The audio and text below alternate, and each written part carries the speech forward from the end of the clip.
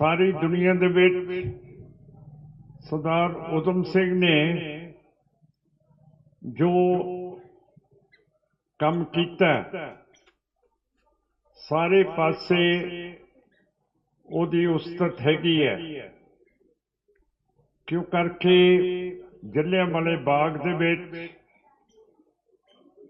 1919 दे विच अंग्रेज सरकार ने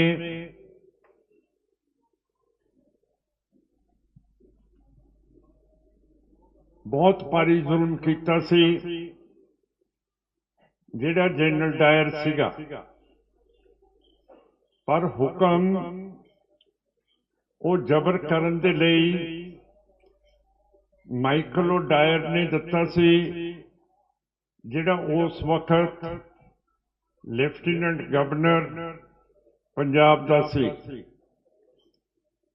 तुहानूं पता है कि अज भी असी जलियांवाले बाग नूं भुलदे नहीं।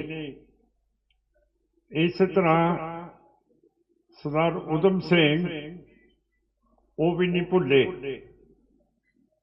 वो इत्थों वलैत गए, उन्होंने काम किया अपना सारा। 1919 दे विच वाਕਿਆ हुंदा है जलियांवाले बाग दा, ते 1940 दे विच Sardar Udham Singh Michael O Dyer जिहड़ा लेफ्टिनेंट गवर्नर पंजाब दा सी उस नूं जानो मार दिंदे आ। 20 साल बाद बदला लिता जांदा है, जिहदा मतलब है कि ये जिहड़ा सिख है ये भुलदा नहीं। जुल्म नूं सिख कदे भुलदा नहीं है। और उन्होंने बहुत वड्डी कुर्बानी दिती, फांसी हुई। उन्हां दिनां दे विच इक्को एक गुरुद्वारा लंडन दे विच सीगा, जिहदा नाम सी शेफर्ड्स बुश। ते उन्हां दिनां दे विच थोड़े सिख ही वलैत गए सीगे, ते जिहड़े सिख सीगे वो लोहा कुटदे सीगे। उन्हां नूं इन्ना पैसा नहीं सी मिलदा जिन्ना अज दा सिख कमाउंदा हैगा।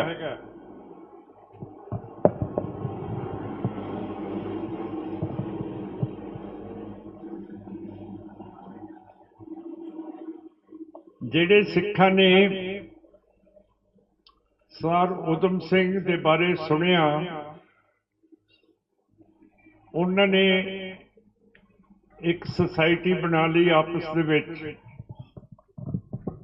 ते ये सिख लोहा कुटदे हुंदे सीगे। उन्हां दे हत्थां दे उत्ते खल्लियां जिहियां पईयां होईयां सी, ते जिवें अज साडा मास बहुत सोहना हैगा, कोई खल्ली खुल्ली नहीं पई, मुलायम है, इस तरह दे नहीं सी। क्यों करके वो लोहा कुटदे सीगे। दुनिया दा दूजा जंग लग्या होया सीगा, ते बरतानिया नूं लोड़ सी शस्त्रां दी, ते फिर जिहड़ा लोहा कुटदे सी उन्हां तो डबल काम लैंदे सीगे, पर पैसे बहुत थोड़े दिंदे सीगे। जिन्ने पैसे उन्हां सिखां नूं मिलदे सी उन्हां ने थोड़े थोड़े इकट्ठे कीते। इकट्ठे करके एक वकील कीता अंग्रेज, ते एक जिहड़ी मेम बीबी सी उहदे घर दे विच ਉਸ ਨੂੰ ਠਹਿਰਨ ਦੇ ਲਈ ਕਮਰਾ ਲੈ ਕੇ ਦਿੱਤਾ ਤੇ ਇਹ ਜਿਹੜਾ ਵਕੀਲ ਸੀ ਇਹ ਪੇਸ਼ੀ ਤੇ ਤਾਂ ਜਾਂਦਾ ਸੀ ਪਰ ਪੂਰੀ ਗੱਲ ਨਹੀਂ ਸੀ ਕਰਦਾ। ਪਰ ਜਿੱਦਣ ਬਹਿਸ ਹੋਣੀ ਸੀਗੀ ਸਰ ਊਧਮ ਸਿੰਘ ਦੀ ਜ਼ਿੰਦਗੀ ਜਾਂ ਮੌਤ ਦੀ, ਤੇ ਜਿਹੜੇ ਸਿੱਖ ਟਕਾ ਕੱਟ ਕਰਕੇ ਉਸ ਵਕੀਲ ਦੀ ਫੀਸ ਦਿੰਦੇ ਸੀਗੇ, ਜਿੱਥੇ ਉਹਨੂੰ ਟਕਾਇਆ ਹੋਇਆ ਸੀ ਮੇਮ ਦੇ ਘਰ 'ਚ, ਉੱਥੇ ਗਏ ਕਿ ਅੱਜ ਤਕੜੀ ਤਰੀਕ ਹੈ ਤੇ ਆਓ ਚੱਲੀਏ। ਤੇ ਉਹ ਜਿਹੜੀ ਮੇਮ ਸੀ ਜਿਹਦਾ ਘਰ ਸੀ ਉਸ ਨੇ ਦੱਸਿਆ ਕਿ ਇਹ ਆਦਮੀ ਸਵੇਰੇ ਆਪਣਾ ਸੂਟਕੇਸ ਲੈ ਕੇ ਚਲਿਆ ਗਿਆ, ਜਿਹਦਾ ਮਤਲਬ ਹੈ ਕਿ ਉਹ ਵਕੀਲ ਵਲੈਤ ਦੀ CID ਜਿਹਨੂੰ ਕਹਿੰਦੇ ਹੈ MI5, ਜਿਵੇਂ ਸਾਡੀ ਖੁਫੀਆ ਏਜੰਸੀ CID ਹੈ ਤੇ ਸੈਂਟਰ ਦੀ IB ਹੈ, ਉਸੇ ਤਰ੍ਹਾਂ ਵਲੈਤ ਦੀ ਜਿਹੜੀ ਘਰੇਲੂ ਮਾਮਲਿਆਂ ਦੀ CID ਰੱਖਦੀ ਹੈ ਉਹਨੂੰ ਆਪਾਂ ਕਹਿੰਦੇ ਆ MI5। ਤੇ MI5 ਨੇ ਉਸ ਵਕੀਲ ਨੂੰ ਭੇਜਿਆ ਸੀ ਤੇ MI5 ਨੇ ਹੀ ਉਸ ਨੂੰ ਆਖਰੀ ਦਿਨ ਦੇ ਉੱਤੇ ਗਾਇਬ ਕਰਤਾ, ਜਿਹਦਾ ਮਤਲਬ ਹੈ ਕਿ ਸਰਦਾਰ ਊਧਮ ਸਿੰਘ ਨੂੰ ਪੂਰਾ ਇਨਸਾਫ ਨਹੀਂ ਮਿਲਿਆ, ਕਿਉਂ ਕਰਕੇ ਉਹਦਾ ਜਿਹੜਾ ਵਕੀਲ ਸੀ ਉਹ ਭਗੌੜਾ ਹੋ ਗਿਆ ਸੀ ਤੇ ਅੰਗਰੇਜ਼ ਸਰਕਾਰ ਦੀ ਸਾਜ਼ਿਸ਼ ਸੀ, ਕਿਉਂ ਕਰਕੇ ਜਿਹੜੀ ਖੁਫੀਆ ਏਜੰਸੀ ਹੈ ਉਹ ਸਰਕਾਰ ਦੇ ਨੀਚੇ ਚੱਲਦੀ ਹੈ ਜਿਵੇਂ ਇੰਡੀਆ ਦੇ ਵਿੱਚ ਚੱਲਦੀ ਹੈ। ਇਹ ਚੀਜ਼ ਤੁਸੀਂ ਬੜੀ ਅੱਛੀ ਤਰ੍ਹਾਂ ਸਮਝ ਜਾਓਗੇ, ਕਿਉਂ ਕਰਕੇ ਤੁਹਾਨੂੰ ਵੀ ਪਤਾ ਹੈ ਕਿ CID ਇੱਥੇ ਕਿੰਨੀ ਅੱਖ ਰੱਖਦੀ ਹੈ ਸਾਡੇ ਤੇ, ਸੋ ਇਹ ਗੱਲ ਮੁਸ਼ਕਲ ਨਹੀਂ ਤੁਹਾਨੂੰ ਸਮਝਣ ਦੀ। ਇਸੇ ਤਰ੍ਹਾਂ ਹੀ ਇਹ ਵਕੀਲ ਵੀ ਖਰੀਦ ਲੈਂਦੀ ਹੈ। ਇਸੇ ਤਰ੍ਹਾਂ ਜਿਵੇਂ ਆਪਣੇ ਸਰਦਾਰ ਸਾਹਿਬ ਨੇ ਕਿਹਾ ਕਿ ਸਿੱਖਾਂ ਦੇ ਉੱਤੇ ਬੜੀ ਤੇਜ਼ ਨਿਗਾਹ ਰੱਖੀ ਜਾਂਦੀ ਹੈ, ਔਰ ਸਰਦਾਰ ਦੀਪ ਸਿੰਘ ਸਿੱਧੂ ਨੂੰ ਜਦੋਂ ਪਤਾ ਲੱਗਿਆ ਤਾਂ ਫਿਰ ਉਹਨਾਂ ਦਾ ਮਨ ਬਦਲ ਗਿਆ ਤੇ ਉਹ ਸਿੱਖੀ ਦੇ ਵੱਲ ਆ ਗਏ। ਜਿਵੇਂ ਗਾਂਧੀ ਤੇ ਨਹਿਰੂ ਤੇ ਜਿਨ੍ਹਾਂ ਵਲੈਤ ਦੇ ਵਿੱਚ ਵਕਾਲਤ ਕਰਕੇ ਆਏ ਸੀ, ਇਸੇ ਤਰ੍ਹਾਂ ਸਰਦਾਰ ਸੰਦੀਪ ਸਿੰਘ ਸਿੱਧੂ ਵੀ ਉੱਥੋਂ ਵਕਾਲਤ ਕਰਕੇ ਆਏ ਸੀਗੇ। ਸਾਡੀ ਕੌਮ ਦੇ ਵਿੱਚ ਜਿਹੜੇ ਉੱਘੇ ਵਕੀਲ ਹੈ ਉਹ ਸਿਆਸਤ ਦੇ ਵਿੱਚ ਨਹੀਂ ਆਉਂਦੇ, ਸਾਡੀ ਬਦਕਿਸਮਤੀ ਹੈ। ਪਰ ਇੱਕੋ ਇੱਕ ਆਇਆ ਸੀ ਔਰ ਉਸ ਨੂੰ ਸ਼ੱਕੀ ਹਾਲਾਤਾਂ ਦੇ ਵਿੱਚ ਸ਼ਹੀਦ ਕੀਤਾ ਗਿਆ।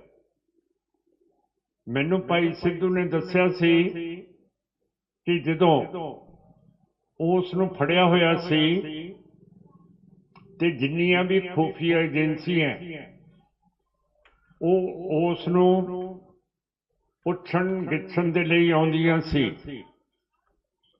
ਰੌ ਵੀ ਆਉਂਦੀ ਸੀ, IB ਵੀ ਆਉਂਦੀ ਸੀ, ਦਿੱਲੀ ਦੀ CID ਵੀ ਆਉਂਦੀ ਸੀ, ਹੋਰ ਸੂਬਿਆਂ ਦੇ ਮਿਲਟਰੀ ਇੰਟੈਲੀਜੈਂਸ ਵੀ ਆਉਂਦੀ ਸੀ।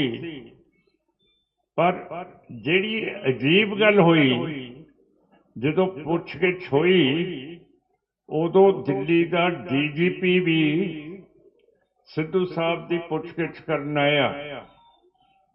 ਮੈਂ ਕਿਉਂ ਕਰਕੇ ਪੁਲਿਸ ਦੇ ਵਿੱਚ ਰਿਹਾ, DIG ਉਹਦੇ ਦਾ ਅਫਸਰ ਇਹੋ ਜਿਹੀ ਪੁੱਛਗਿੱਛ ਆਪ ਕਰਨ ਦੇ ਲਈ ਨਹੀਂ ਆਉਂਦਾ। ਉਸ ਨੇ ਸਰਦਾਰ ਦੀਪ ਸਿੰਘ ਸਿੱਧੂ ਨੂੰ ਕਿਹਾ ਕਿ ਦੇਖ, ਜੇ ਤਾਂ ਤੂੰ ਕਾਨੂੰਨ ਦੇ ਵਿੱਚ ਰਹੇਗਾ ਕੰਮ ਚੱਲਦਾ ਰਹੂਗਾ, ਪਰ ਜੇ ਤੂੰ ਸਮਝਿਆ ਕਿ ਹਿੰਦੁੱਤਵਾ ਦੀ ਰਿਆਸਤ ਨੂੰ ਕਿਸੇ ਤਰ੍ਹਾਂ ਦਾ ਨੁਕਸਾਨ ਪਹੁੰਚਾਏਗਾ, ਫਿਰ ਇਹ ਰਿਆਸਤ ਬਹੁਤ ਵੱਡੀ ਹੈ ਤੇ ਇਹ ਫਿਰ ਇਹੋ ਜਿਹਾ ਕੰਮ ਤਾਂ ਨਹੀਂ ਸਹਿੰਦੀ, ਨਾ ਹੋਣ ਦਿੰਦੀ। ਸੋ ਤੁਸੀਂ ਸਮਝ ਗਏ ਹੋਵੋਗੇ ਕਿ ਕਿਵੇਂ ਭਾਈ ਸਿੱਧੂ ਨੂੰ ਮਰਵਾਇਆ ਗਿਆ। ਬੜੀ ਚਲਾਕੀ ਦੇ ਨਾਲ ਉਹਦੇ ਪਿੱਛੇ ਗੱਡੀ ਲੱਗੀ ਹੋਈ ਸੀ, ਜਿਹੜਾ ਅੱਗੇ ਟਰੱਕ ਜਾਂਦਾ ਸੀਗਾ, ਉਸ ਨੇ ਇੱਕਦਮ ਬ੍ਰੇਕਾਂ ਮਾਰੀਆਂ ਔਰ ਭਾਈ ਸਿੱਧੂ ਦੀ ਗੱਡੀ ਉਹਦੇ ਵਿੱਚ ਲੱਗੀ। ਤੇ ਜਦੋਂ ਤੁਸੀਂ ਤਸਵੀਰਾਂ ਦੇਖਦੇ ਹੋ ਸਰਦਾਰ ਸਿੱਧੂ ਦੀਆਂ, ਉਹਨਾਂ ਦੇ ਮੱਥੇ ਦੇ ਉੱਤੇ ਛੇਕ ਹੈ ਇੱਕ ਲੰਬਾ ਜਿਹਾ, ਤੇ ਜੇ ਟੱਕਰ ਟਰੱਕ ਦੇ ਨਾਲ ਲੱਗੀ ਹੈ, ਮੈਂ ਸਮਝਿਆ ਕਿ ਇਹ ਸਰੀਆ ਦਾ ਟਰੱਕ ਹੋਣਾ ਤੇ ਸਰੀਆ ਵਿੱਚ ਖੁੱਭ ਗਿਆ।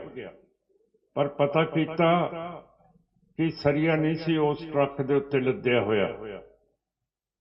ਉਸ ਨੇ ਜਿਹੜੇ ਇੱਕਦਮ ਬ੍ਰੇਕਾਂ ਮਾਰੀਆਂ ਪਿੱਛੇ ਸਿਗਨਲ ਤੋਂ, ਉਸੇ ਕਰਕੇ ਸਰਦਾਰ ਸਿੱਧੂ ਦੀ ਕਾਰ ਉਹ ਟਰੱਕ ਦੇ ਪਿੱਛੇ ਵੱਜੀ ਜਾ ਕੇ, ਜਿਹਦੇ ਨਾਲ ਉਹਨਾਂ ਦਾ ਅੰਤ ਹੋ ਗਿਆ। ਸੋ ਇਹ ਜਿਹੜੀਆਂ ਚੀਜ਼ਾਂ ਸਰਕਾਰਾਂ ਕਰਦੀਆਂ, ਇਹ ਸਾਡੇ ਨਾਲ ਹੁੰਦੀਆਂ। ਹੁਣ ਭਾਈ ਮੂਸੇਵਾਲ ਦਾ ਕੇਸ ਦੇਖ ਲਓ। ਸਾਡੇ ਭਗਵੰਤ ਜੀ ਨੂੰ ਦਿੱਲੀ ਦੀ IB, ਜਿਹੜੀ ਖੁਫੀਆ ਏਜੰਸੀ ਹੈ ਇੰਡੀਆ ਦੀ, ਇੰਟੈਲੀਜੈਂਸ ਬਿਊਰੋ, ਤੇ ਪੰਜਾਬ ਸਰਕਾਰ ਨੂੰ ਪਹਿਲਾਂ ਦੱਸਤਾ ਸੀ ਕਿ ਮੂਸੇਵਾਲ ਨੂੰ ਮਰਵਾ ਦੇਣਾ। ਫਿਰ ਦਿੱਲੀ ਦੀ ਪੁਲਿਸ ਜਿਹੜੀ ਸੈਂਟਰ ਦੇ ਥੱਲੇ ਹੈ, ਉਸ ਨੇ ਵੀ ਪੰਜਾਬ ਸਰਕਾਰ ਨੂੰ ਦੱਸਿਆ ਕਿ ਭਾਈ ਮੂਸੇਵਾਲ ਨੂੰ ਮਰਾਉਣਾ ਹੈ, ਮਾਰ ਦੇਣਾ। ਪਰ ਸਾਡੇ ਭਗਵੰਤ ਜੀ ਨੇ ਕੀ ਕੀਤਾ, ਜਿਹੜੀ ਮੂਸੇਵਾਲ ਸਾਹਿਬ ਦੇ ਕੋਲੇ ਸਿਪਾਹੀ ਸੀ ਉਹਦੀ ਰੱਖਿਆ ਦੇ ਲਈ, ਉਹ ਪਹਿਲੇ ਪਿੱਛੇ ਖਿੱਚ ਲਏ। ਸੋ ਤੁਸੀਂ ਸਮਝ ਸਕਦੇ ਹੋ ਕਿ ਇਹ ਕੋਈ ਸਾਜ਼ਿਸ਼ ਹੋਈ ਹੈ ਜਿਹਦੇ ਨਾਲ ਭਾਈ ਮੂਸੇਵਾਲ ਨੂੰ ਵੀ ਮਾਰਿਆ ਗਿਆ। ਜਿਵੇਂ ਸਰਦਾਰ ਕਲਸੀ ਨੇ ਦੱਸਿਆ, ਉਹ ਭਾਈ ਮੂਸੇਵਾਲ ਦੀ ਬਾਂਹ ਦੇ ਉੱਤੇ ਵੀ ਮੈਂ ਦੇਖਿਆ ਸੰਤ ਜਰਨੈਲ ਸਿੰਘ ਭਿੰਡਰਾਂਵਾਲਾ ਦਾ ਟੈਟੂ ਸੀ। ਉਹਨਾਂ ਦਾ ਅੰਤ ਹੋਣ ਤੋਂ ਪਹਿਲਾਂ ਇੱਕ ਦਿਨ ਉਹਨਾਂ ਨੇ ਮੈਨੂੰ ਟੈਲੀਫੋਨ ਕੀਤਾ ਕਿ ਸਰਦਾਰ ਸਿਮਰਨਜੀਤ ਸਿੰਘ ਮਾਨ, ਮੈਂ ਤੁਹਾਡੀ ਇਮਦਾਦ ਕਰੂੰਗਾ, ਤੇ ਜਿਹੜੀ ਮੈਂ ਟਰਾਲੀ ਬਣਾਈ ਹੈ ਆਪਣੇ ਹੱਥ ਦੇ ਨਾਲ, ਆਪਣਾ ਟਰੈਕਟਰ ਵੀ ਲਿਆਉਂਗਾ, ਟਰਾਲੀ ਵੀ ਲਿਆਉਂਗਾ, ਤੇ ਜਿੱਥੋਂ ਤੁਸੀਂ ਚੱਲਣਾ ਮਸਤੂਆਣਾ ਸਾਹਿਬ ਗੁਰਦੁਆਰੇ ਤੋਂ, ਉੱਥੋਂ ਅਰਦਾਸ ਤੋਂ ਬਾਅਦ ਤੁਹਾਨੂੰ ਮੈਂ ਟਰਾਲੀ ਦੇ ਵਿੱਚ ਬਿਠਾਵਾਂਗਾ, ਆਪ ਟਰੈਕਟਰ ਚਲਾਵਾਂਗਾ ਤੇ ਤੁਹਾਨੂੰ DC ਦਫ਼ਤਰ ਲੈ ਕੇ ਜਾਊਂਗਾ ਤੁਹਾਡੇ ਕਾਗਜ਼ ਭਰਾਉਣ ਦੇ ਲਈ। ਜਦੋਂ ਮੈਂ ਉਹਨਾਂ ਦੀ ਟਰਾਲੀ ਦੇਖੀ, ਉਹਨਾਂ ਦੇ ਪਿੰਡ ਜਾ ਕੇ, ਤਾਂ ਮੈਂ ਦੇਖਿਆ ਕਿ ਏਡੀਆਂ ਏਡੀਆਂ ਵੱਡੀਆਂ AK-47 ਰਾਈਫਲ ਦੀਆਂ ਉਹਨਾਂ ਨੇ ਲੋਹੇ ਦੇ ਵਿੱਚ ਘੱਟ ਕੇ ਆਪਣੀ ਟਰਾਲੀ ਦੇ ਪਾਸਿਆਂ ਦੇ ਉੱਤੇ ਲਾਏ ਹੋਏ ਸੀਗੇ।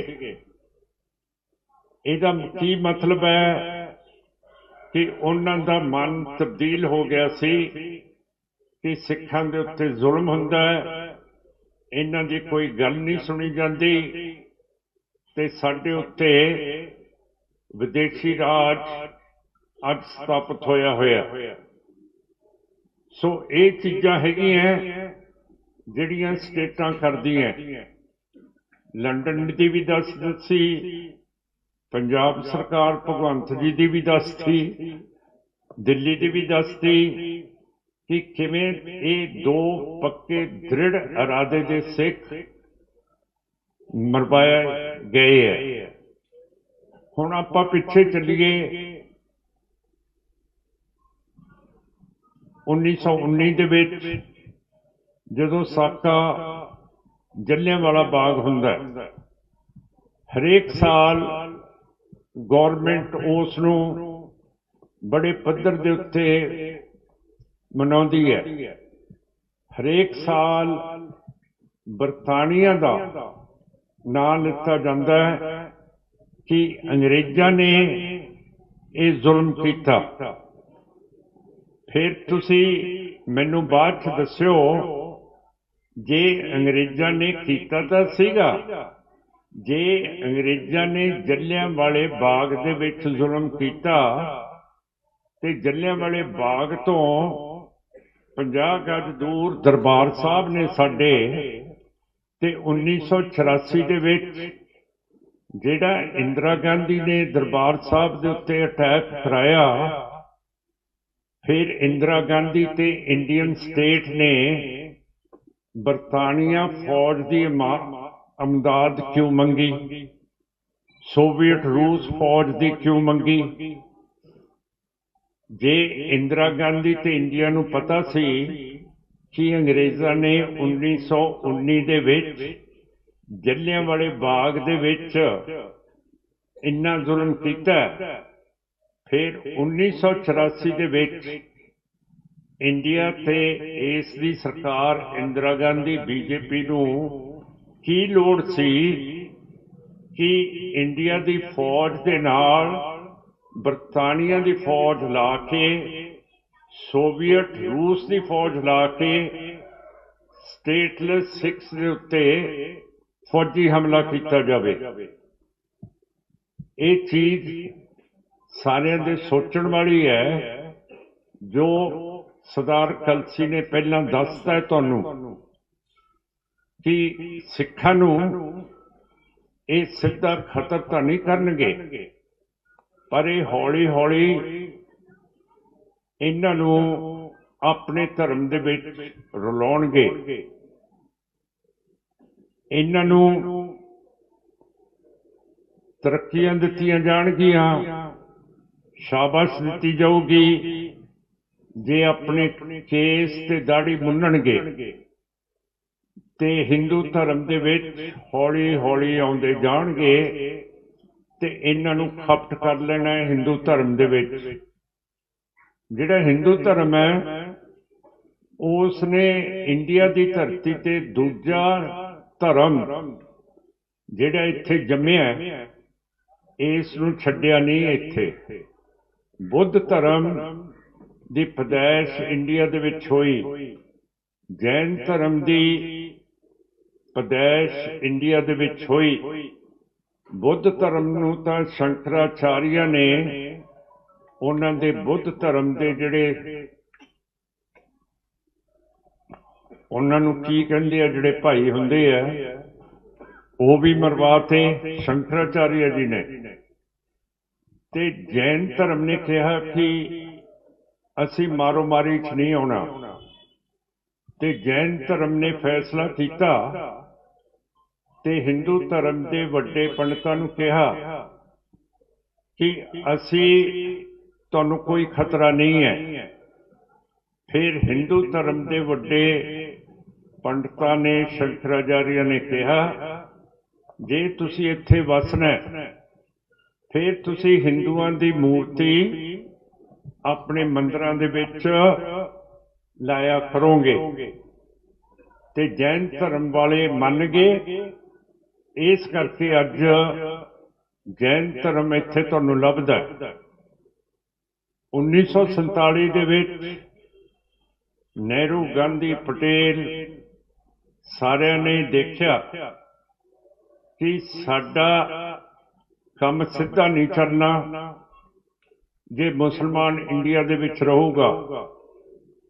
ਸੋ ਮੁਸਲਮਾਨ ਨੂੰ ਇੱਧਰ ਲਹਿੰਦੇ ਵਾਲੇ ਪਾਕਿਸਤਾਨ 'ਚ ਭੇਜਤਾ, ਚੜ੍ਹਦੇ ਵਾਲੇ ਪਾਕਿਸਤਾਨ ਜਿਹੜਾ ਹੁਣ ਬੰਗਲਾਦੇਸ਼ ਹੈ, ਮੁਸਲਮਾਨ ਨੂੰ ਹੁਣ ਉੱਥੇ ਭੇਜਤਾ। ਤੇ ਹੁਣ ਵਾਰੀ ਕਿਹਦੀ ਹੈ? ਇਹ ਤੁਸੀਂ ਰਾਤ ਨੂੰ ਜਦੋਂ ਸਰਾਣੇ ਤੇ ਆਪਣਾ ਸਿਰ ਰੱਖੋਗੇ ਮੈਨੂੰ ਟੈਲੀਫੋਨ ਕਰਕੇ ਦੱਸਿਓ ਕਿ ਹੁਣ ਅਗਲੀ ਵਾਰੀ ਕਿਹਦੀ ਹੈ।